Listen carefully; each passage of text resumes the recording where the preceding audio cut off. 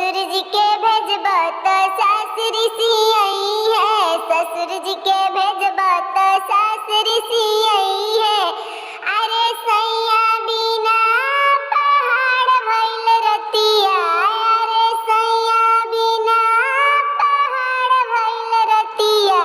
अरे के लेके जाइए परदेसवा में पतिया, के लेके जाइए परदेसवा में पतिया। भसुर जी के भेजबा त गोतिन रिसियई है, भसुर जी के भेजबा त गोतिन रिसियई है। अरे गोतिन रिसियई है, हो गोतिन रिसियई है। परदेसवा में पतिया के लेके जाई, परदेसवा में पतिया के